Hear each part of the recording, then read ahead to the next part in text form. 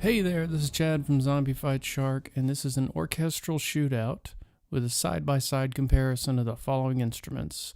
We have ADO's Majestica Orchestra. We have East-West Hollywood Orchestra Gold Edition. We have Kirk Studios Diamond Orchestra. We have Native Instruments with Assorted Instruments. We have Sonovox Orchestral Companion. And we have Vsco Professional Chamber Orchestra. And you'll hear the same piece played with each of these. This is a blind listening test. And then afterwards, we'll go over some of the things I learned, and you can find out the reveal of what was what. Enjoy.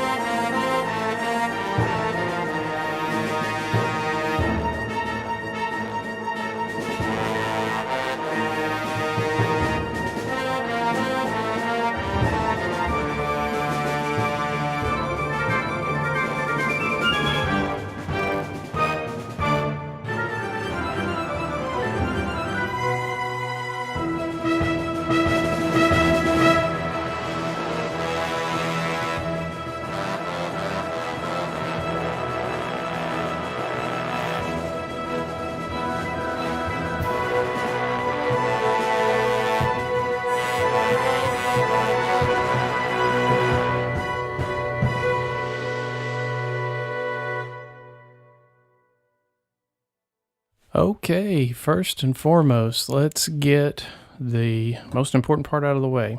Number 1 was ADO Majestica. Number 2 was Kirk Diamond Symphony Orchestra.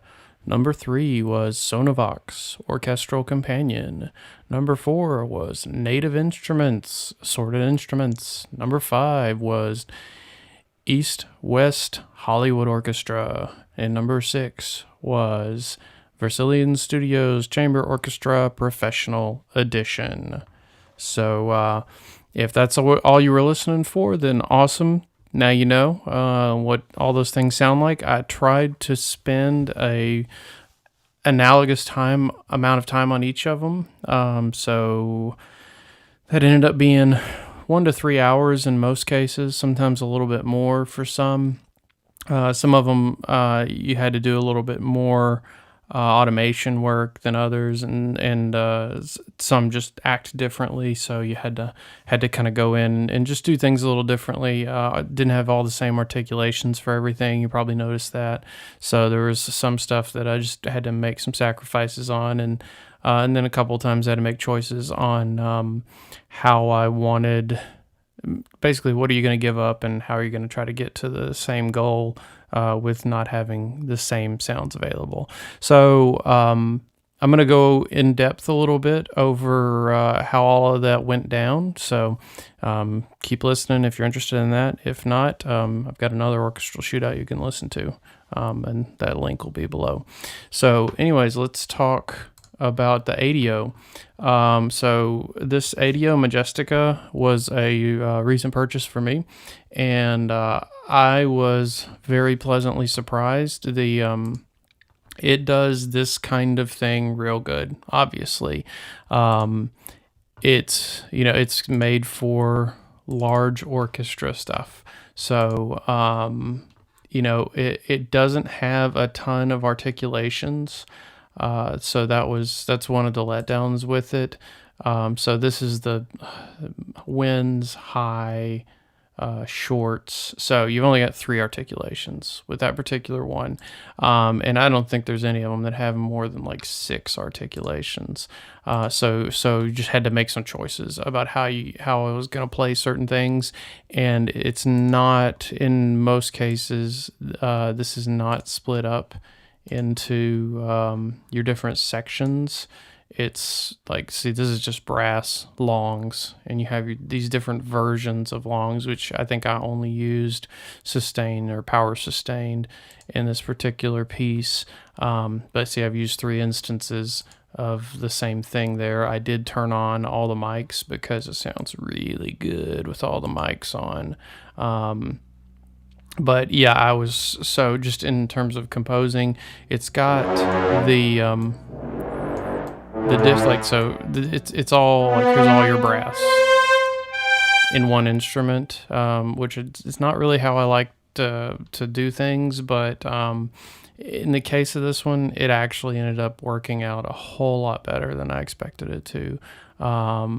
So that's why there's 3 instances of the same thing here, because I wrote for, I split up my parts so there wouldn't be any overlap, and I could have different automation for each one.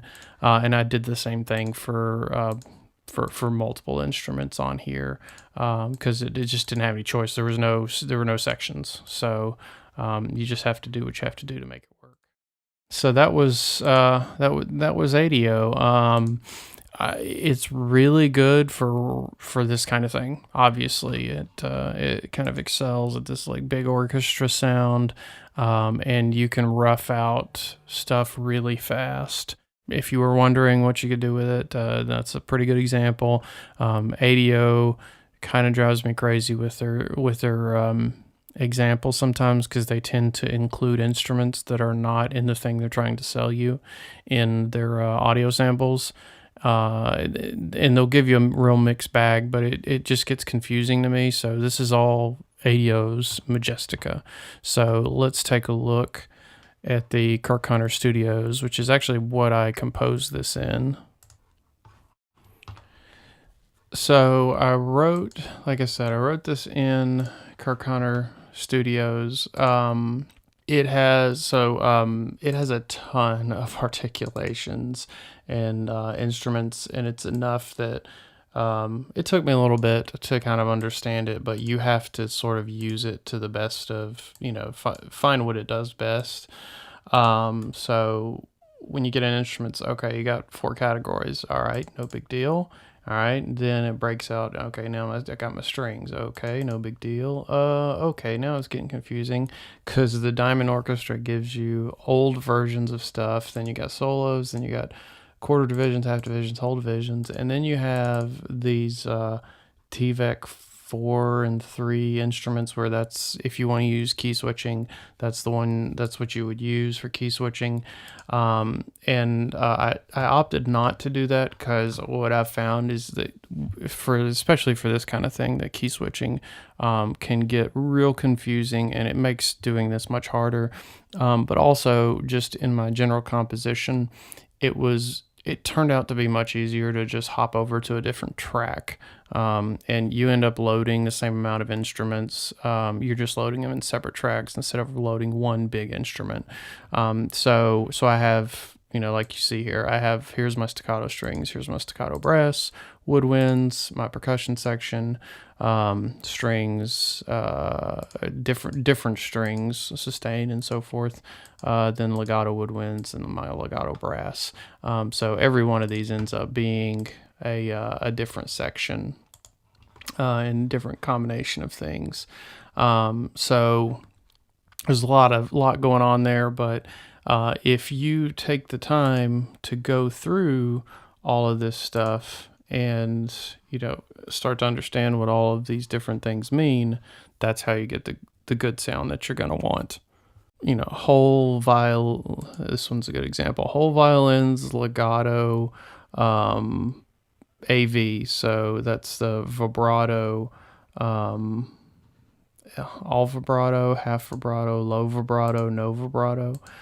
So it's a little bit unusual, but the naming convention that they use is actually not that different from several other brands out there, several other orchestras out there. So just something to learn.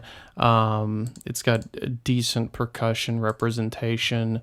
You do get some machine gun snares and some machine gun hits with some stuff.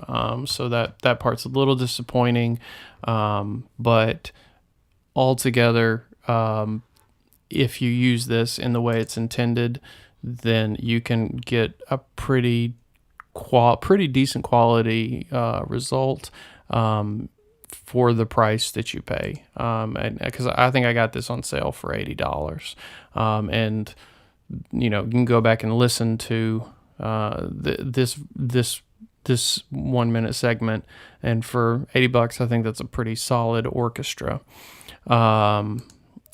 So you do have to do your automation and all the things that, and it's different for every instrument. So sometimes modulation does something, sometimes it doesn't. Sometimes expression does something, sometimes it doesn't. Sometimes it's just velocity. Sometimes that's in the name of the instrument, sometimes it's not. So that's just something to be aware of as you're exploring this. So let's look at Sonovox, which for me was the surprise hit out of these bundles. So the Sonivox Orchestral Companion, I believe it's really intended as a backing instrument. It's not intended to be used as in the manner that I used it here. But I think it actually really was a standout. And the reason I say that is because I paid $3 for this orchestra. So I forget what the retail price is on it, but they periodically will run these ridiculous sales where you can get strings for $1, or you can get brass for $1, or you can get woodwinds for $1. And I had bought the strings and I thought, oh wow, these are not bad strings. I only paid $1, okay, cool. And then sort of forgot about it. And then one day there was a sale, and I got the other two parts of it. The percussion in this instance these are actually sound fonts, because I wanted to do something anybody could use for the percussion. So these are free sound fonts that are out in the world, and you can go find them. I didn't honestly make the best choices with my sound fonts, but I don't think that it really hurt it all that bad, because I could live with the quality of the sounds. But this is these Sonovox instruments. Let's just take a look at it real quick. So you've got, and I broke this up in the same way that I did the Kirk Hunter stuff, since there's all these different, you got your violins where you can use the key switching, and then you have espressivo, pizzicato, spiccato, up, down, just up, staccato, down, just up, etc. And so what I did, I used pieces. So I actually did use just downs on some stuff, and then down up on some stuff. I used the spiccato on some stuff. And that worked out pretty good. Sort of the same way that like a little attention to detail goes a long way. And again, it cost $3. So in terms of quality of sound for price, this one, I thought, man, this can't be beat. I was just very pleasantly surprised. It doesn't hold up to some of the others. It's not professional, but for what it cost, pretty dang good. The sound fonts, you can find better ones than what I used, but yeah, that's what my percussion was. Everything else came from the different Sonovox modules, and they've got, they don't have every instrument represented, but they did a pretty solid job, especially for what you pay. A lot of the repetitions are only like two. It's only two recordings. There's no 6-part round robin or 9-part round robin, where it's cycling through samples. It's no, you get 2. Or you get 3, or sometimes you get 4, but it's mostly 2 or 3 is from what I could tell. But you know what? For $1 each, I'll take it. Let's look at the native instruments, which that one surprised me in a different way. So I have the Native Instruments Ultimate bundle. My version is 10. It's been a little bit since I bought it, so I'm a little bit behind there, but honestly, for this stuff, I don't think much has changed since I bought it. So I thought I was going to be clever when I did this, and I used Session Strings Pro and the Session Brass Pro, thinking those are going to be the top-notch, very best. And then after I had put it together and I listened to it, I thought, no, these are not for what I'm using them for. They're really for backing instruments for other recordings. But I had started it and I wanted to finish it because I really did want an example to put out there for other people, so they knew, like, okay, well, Session Strings Pro doesn't do this sort of thing good, and it doesn't have, like in the case of woodwinds, I actually had to use the Symphony Essentials options, which do pretty solid, other than they have some baked-in reverb. Which was a problem a little bit in terms of the sound, but woodwinds aren't really featured very much in this particular piece, so I could live with it. But yeah, the strings and the brass, they're super clean, so that part is nice, but they are not for this kind of sound. They're not for this kind of piece. You've got a whole bunch of options. You've got all this cool stuff you can change, but really, in my opinion, this was not the best use of them. If I had a cool rock track and I wanted a horn section and strings added, I think they would accompany it wonderfully and probably would fool a lot of people into thinking that these are the real thing. But yeah, in reality, it was not. It wasn't what I dreamed it would be. And then for percussion, I used the, let's see, I'll open the browser here. I used the Kontakt factory library. and I just pulled the percussion out of there, which are fine. They get the job done. It's nothing to write home about, but they did just fine, I felt like. So there's where my percussion came from. So I feel I'd really like to hear some other people's opinions, and I could write a different sort of piece, and probably feature the things that weren't strong here, and they would probably sound great. So I'm very aware of that. But the point of this exercise was to demonstrate, here's these things and here's what they sound like, trying to get the best out of them. And I probably could have spent 6 or 8 hours on this and maybe gotten a little bit better sound out of it, but it really would have been getting blood from a stone.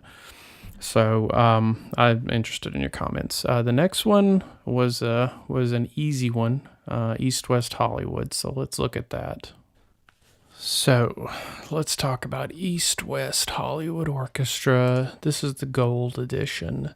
And it's sort of the gold standard of, at least in a lot of people's opinions of this sort of thing, of orchestra instruments. So I mean, in comparison to all these other ones that I used, this and Majestica were the standouts in my opinion. But you look at this round robin, 14x round robin, and this one's a 9x round robin. Okay, that's something.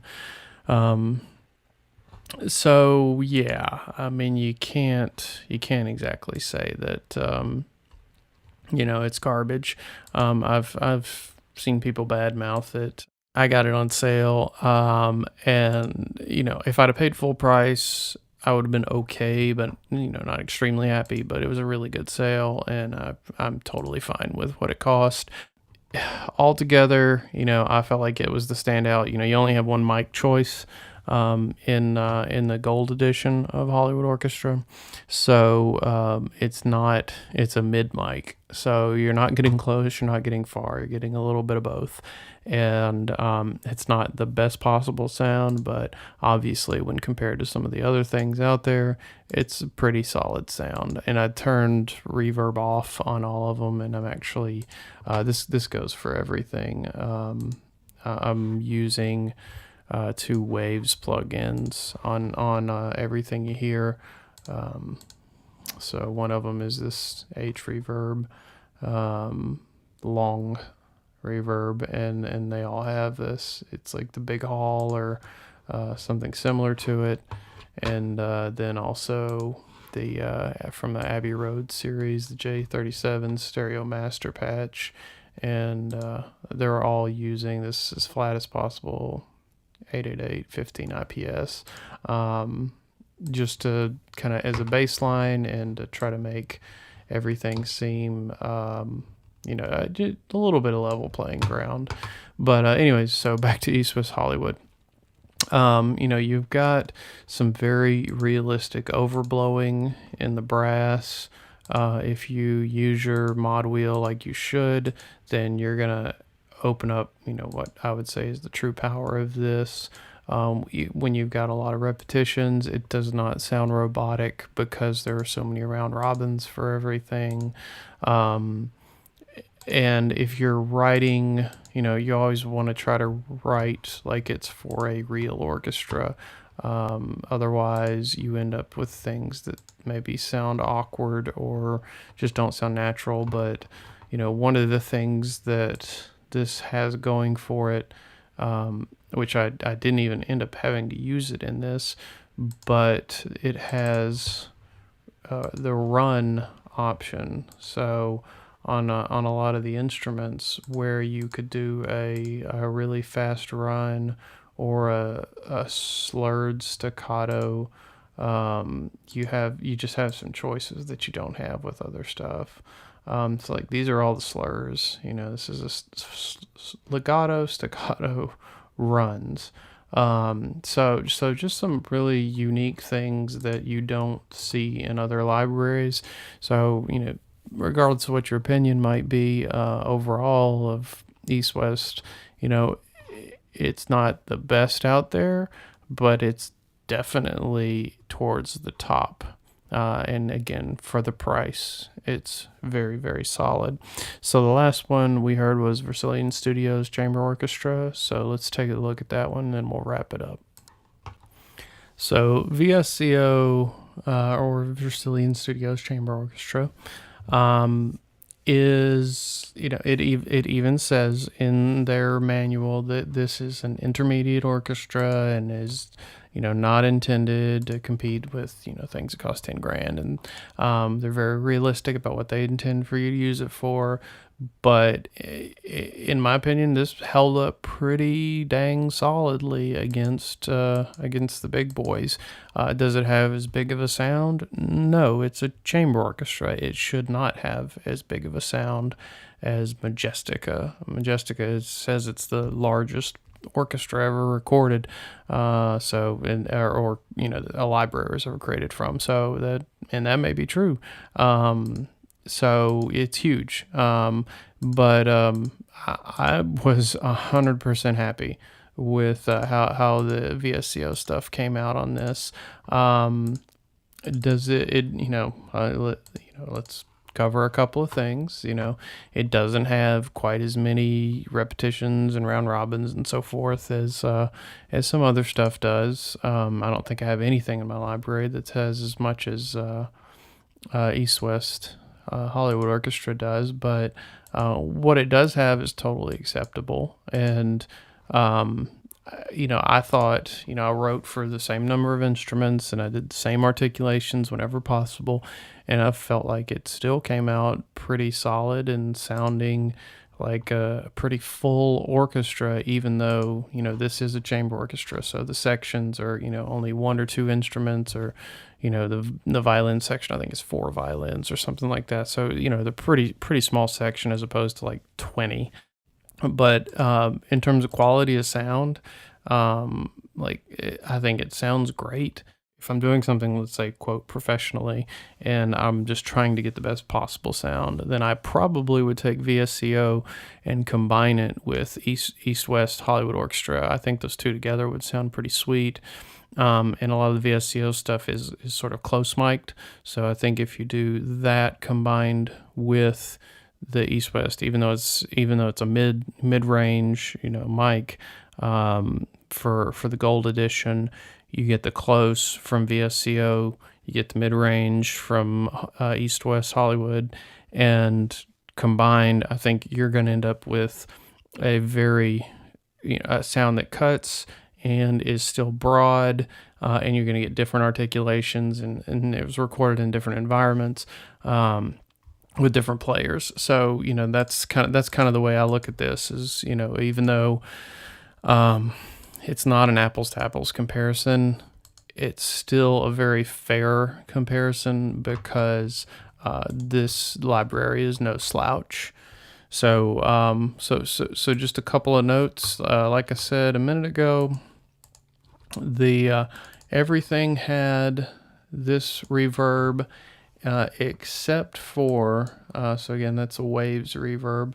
Everything had that except for Majestica. Majestica has a baked in reverb. Like, the samples are recorded with the reverb, which is my least favorite thing about it, but you got to deal with, that's just the way it goes sometimes. So you can't get rid of that reverb. So I opted to just, all right, well, that's what the room sounds like. So that's what we're going with.